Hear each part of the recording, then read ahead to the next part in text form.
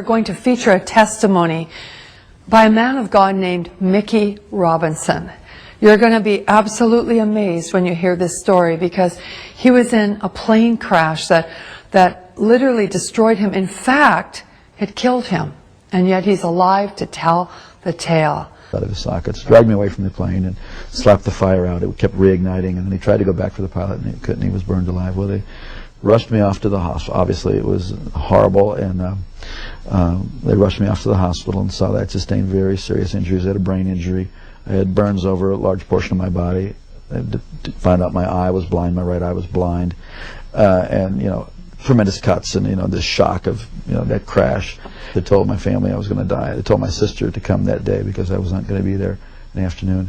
I had an experience I had never heard about. Never heard anything like this. As I was laying there in that condition, just racked with pain and discomfort in every way possible, suddenly my inner man, the real me, my spirit, sat up out of my body, and I could feel my legs go through the springs of the bed. Wow. And my spirit came out of my body as if you would take a glove off your hand. And instantly I was in a spiritual world. Instantaneously I knew this was the real world. And this man that I was seeing was the real me. Now, when that happened, were you aware of any pain still? Or no, I was totally completely separated from the pain and the carcass? Completely, no. And I didn't even remember turning around and looking. I mean, I was transferred immediately into a spiritual dimension. And everything about the spirit world is more real than this world. The colors are brighter. The edges of everything are sharper. The emotions are just enhanced. They are clear. And instantaneously, the thing that really struck me the most was there was a complete absence of the awareness of time. Everything in this world is relative to time. You got up this morning, you'll go to bed at night. Something is old, something is new, it will get old. Something is born, it will die. Everything in this plane, in the physical plane, in the natural plane, is relative to time. But everything in the spiritual plane is relative to eternity. So what had been natural to be aware of time was totally gone. And I was totally aware of eternity. It is shocking. It is stunning to be conscious and to know what eternity is. Also, it's like you just know that you know that you know. It's like having a revelation constantly.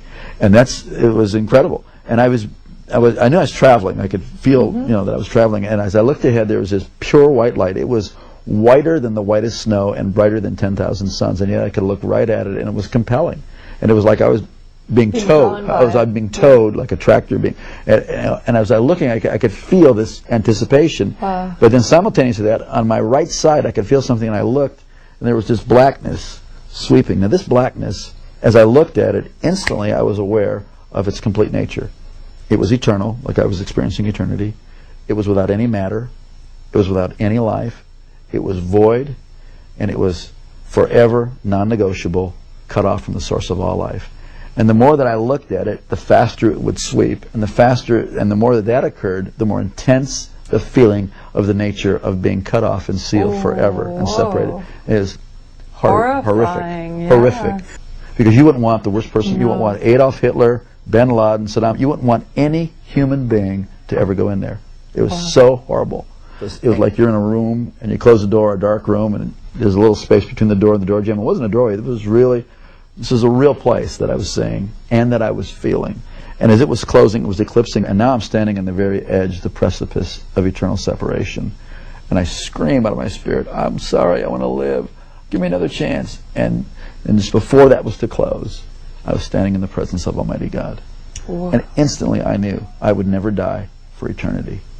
And that's mercy. It's unbelievable. Wow. And instantly I knew that this being who was off on this side of me, who I didn't see, but I was standing in this river of golden radiation. It looked like a moving river of golden light. And this river went that way, it went that way, it was underneath me, it was going right through me, and this river was alive.